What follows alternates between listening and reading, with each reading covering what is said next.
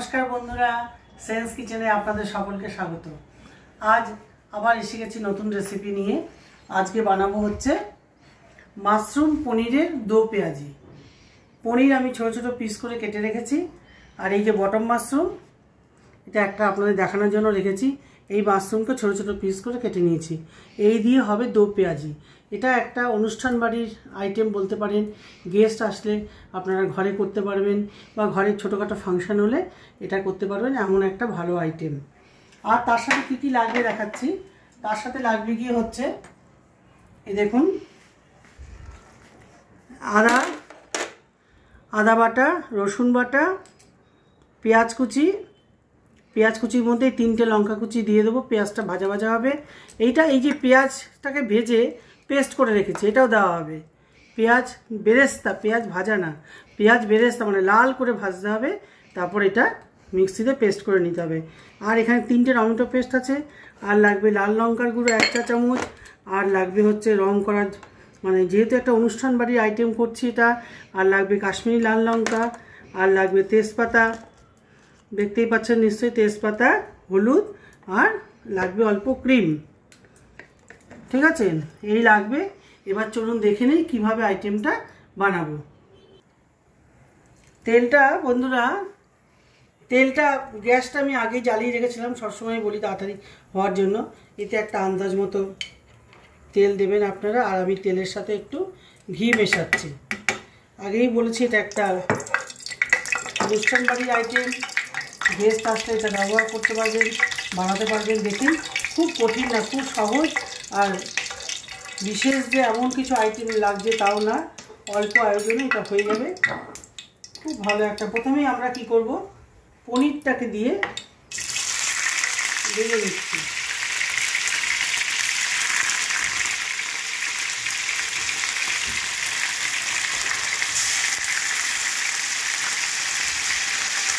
এটা যেহেতু বড় একটা প্যান, সেই জন্য পনিরটা একবারই হয়ে যাচ্ছে।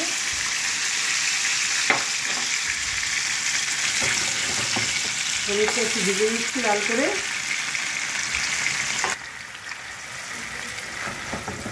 পনিরটা আরেকটু সময় লাগবে, একটু হালকা লাল, খুব কড়া লাল করবো না কিন্তু হালকা লাল করবো।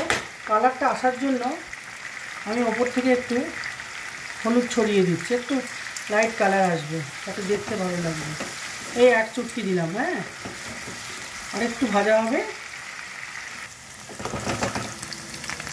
দেখুন এই পনিরটা হালকা লাল হয়েছে, দেখুন এই যে হালকা লাল ধরেছে। এই অবস্থায় আমরা কী করবো, গ্যাসটা কমিয়ে পনিরটাকে তেল ঝরিয়ে ঝরিয়ে তুলে নেব।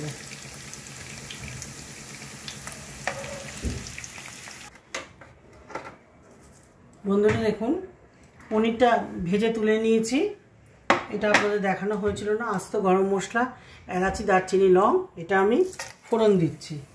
ঠিক আছে, আর তার সঙ্গে দেবো হচ্ছে এটা একটু নাড়াচাড়া করে, এটা একটু নাড়াচাড়া করে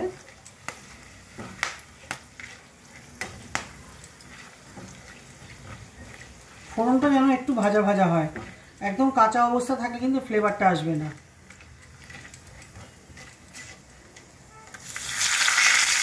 এই তেজপাতা দিয়ে দিলাম। এবার কি দেবো দেখুন,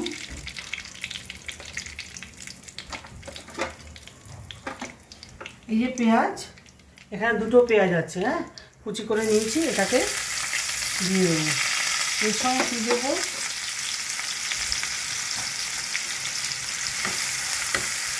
পেঁয়াজটা ভাজতে থাকবে। পেঁয়াজটা কিন্তু হালকা লাল, খুব বেশি লাল না। এর মধ্যে আমি 3টে কাঁচা লঙ্কা কুচি করে দিয়ে দিচ্ছি। এর জন্য সুন্দর একটা গন্ধ আসবে। এটা কিন্তু করবেন যারা বেশি ঝাল চান, আরও 4-5টা লঙ্কা এর মধ্যে অ্যাড করে দেবেন। হ্যাঁ, একটু কাঁচা লঙ্কা কুচি দিয়ে দেখবেন খুব একটা সুন্দর টেস্ট আসে। এবার পেঁয়াজটা একটু ভাজা ভাজা হোক, তারপরে কী কী দেবো দেখাচ্ছি। পেঁয়াজটা দেখুন খানিকটা ভাজা হয়েছে, আরেকটু কিন্তু ভাজা হবে। যখন আরেকটু ভাজা হবে তার আগে আমরা এই বটন মাশরুম এই পিস পিস করে কেটে রেখেছি, এই মাশরুমটা কিন্তু একবার সাদা প্লেন জলে ধোবেন, তারপরে উষ্ণ গরম জলে কিন্তু ভালো করে ধুয়ে নেবেন। মাশরুম কিন্তু ভালো করে ধুয়ে না নিলে পেটের প্রবলেম আসে। এই যে বটন মাশরুম, এটা সব জায়গায় আজকাল বাজারে, সুপার মার্কেট সব জায়গাতেই পাওয়া যায়। আমি ভালো করে জল দিয়ে ধুয়ে তারপরে গরম জলে ধুয়ে এটাকে পিস পিস করে রেখেছি। এটা এখন এখানে দিয়ে দিচ্ছি। এই পেঁয়াজের সাথে এটাও ভাজা ভাজা করে নেব, তাহলে পরে খেতে ভালো লাগবে। যতটা পনির আন্দাজ বুঝে, পনিরের সমান সমানও দিতে পারেন, আবার পনির তার থেকে একটু কমও দিতে পারেন। আমি মোটামুটি সমান সমান দিলাম।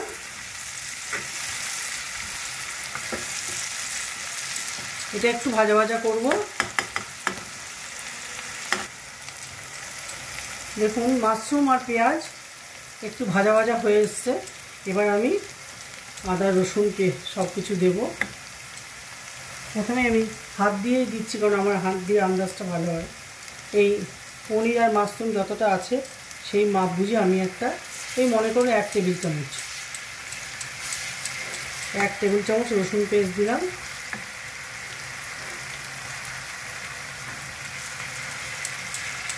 এটা একটু ভাজা ভাজা হবে।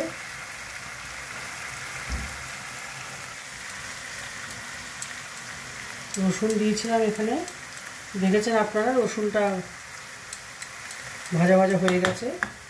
যতটা প্রয়োজন আর কি, বেশি কড়া ভাজলে আবার রসুনের টেস্ট পাল্টে যায়।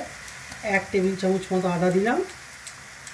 এবার আদাটাকে ভাজবো, তবে বেশি না। আদা বেশি ভাজলে কিন্তু রিচ হয়ে যায়, আর আদার যে একটা সুন্দর ফ্লেভার সেটা নষ্ট হয়ে যায়, ঝাল হয়ে যায়।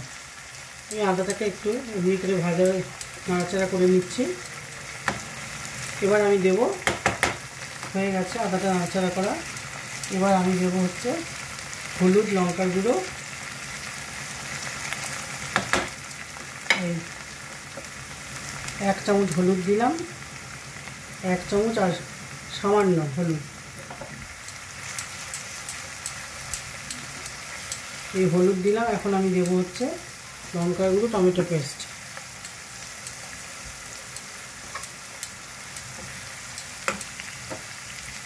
1 চা চামচ লঙ্কার গুঁড়ো। আপনারা চাইলে আরও বেশিও দিতে পারেন। এটা এমন দেবো টেস্ট হবে, অথচ ঝাল হবে না। বারবার বলছি, এটা একটা অনুষ্ঠান বাড়ির আইটেম, আপনারা করতে পারেন। ঘরে গেস্ট আসলে তো করতেই পারেন, বা এটা পোলাওর সাথে খুব ভালো যাবে। পোলাও করলেন, পরোটা তার সাথে যাবে। এটা ভাজা ভাজা হয়ে গেল। এবার একটু কালার আসার জন্য কাশ্মীরি লাল লঙ্কার গুঁড়ো দিচ্ছি, 1 চামচ দিলাম।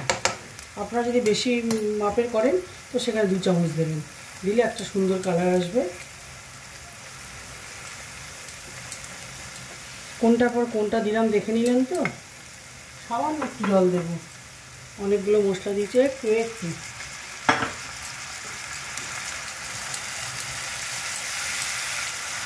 দিয়ে এবার এই টমেটো পেস্টটা দেবো। এই যে পেঁয়াজ ফ্রাই করে ভেজে রেখেছি, মানে পেঁয়াজ বেরেস্তার পেস্ট, এটা দেবো সবার লাস্টে। এবার আমি টমেটো পেস্টটা দিচ্ছি। এখানে 3টে টমেটো পেস্ট করা আছে, দেখে নিই কতটা লাগবে। 3টে টমেটো পেস্ট করেছি। এটাকে একদম ভাজা ভাজা করতে হবে। আমি দেখে নিচ্ছি কতটা লাগে, সেই বুঝে আমি আপনাদের মাপ বলবো। আচ্ছা, এখানে 2.5 বড় 2টো টমেটো, 3টে টমেটো, মানে 2টো টমেটোর হাফ আমি এখানে দিয়েছি। 3টে টমেটোর পেস্ট কিন্তু দিলাম না, হাফ দিয়েছি। এবার এটা ভাজা ভাজা হবে।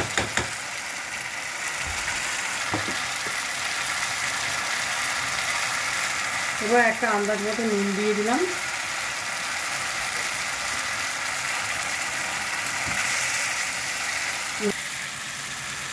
এই যে টমেটো পেস্টটা দিয়েছিলাম, এটা ভালো করে ভাজা ভাজা হয়ে গেছে।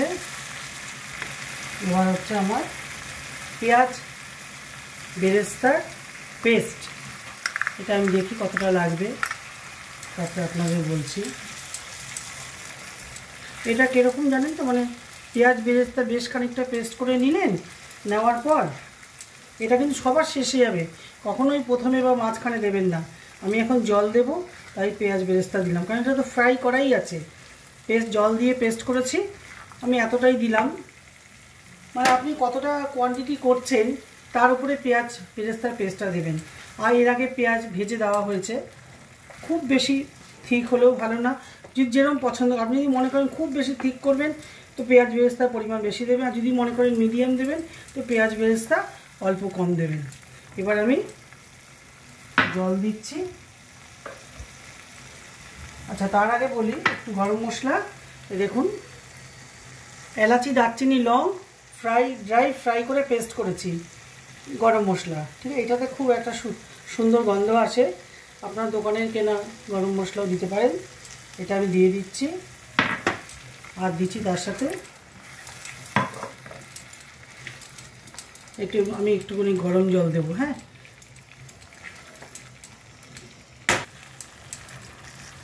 এটা ভাজা হতে হতে আমি জলটা গরম করে নিলাম।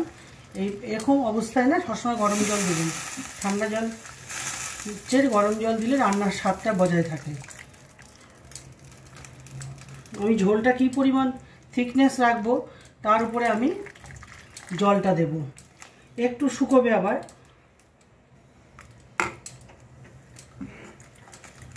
দরকার পড়লে আবার পরে দেবো। আমি এতটাই দিলাম, দিয়ে এবার গরম জল আছে না, ওয়েট করতে হবে না, পনিরগুলো দিয়ে দিলাম। পনিরের দো পেঁয়াজি কেন নাম হয়েছে জানেন তো? সেটা বলছি। দুবার এখানে পেঁয়াজ ইউজ হয়েছে। একবার পেঁয়াজ ফ্রাই করেছি, আর একবার পেঁয়াজ বেরেস্তাকে পেস্ট করে ফ্রাই করেছি। পেঁয়াজ বেরেস্তা করার সময় আমি আপনাদের দেখাতে পারিনি, অনেক সময় লাগবে। পেঁয়াজ বেরেস্তা আগে করে আমি এটা পেস্ট করে রেখেছি। আজকাল পেঁয়াজ বেরেস্তা কিনতেও পাওয়া যায় সুপার মার্কেটে, আপনারা কিনেও ইউজ করতে পারেন। এই ঝোলটা খানিকক্ষণ ফুটুক, তারপরে আমি দেখাচ্ছি।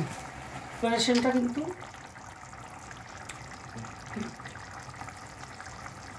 পুরো প্রিপারেশনটা কিন্তু হয়ে এসছে। এবার আপনারা চাইলে চিনি দেবেন, না হলে দেবেন না, এটা আপনাদের পছন্দ। আমি সামান্য একটু চিনি দিয়ে দিলাম, দিয়ে একটু খানিকক্ষণ নাড়াচাড়া করে, সব দেওয়া হয়ে গেছে কিন্তু গরম মশলা সব দেওয়া হয়ে গেছে।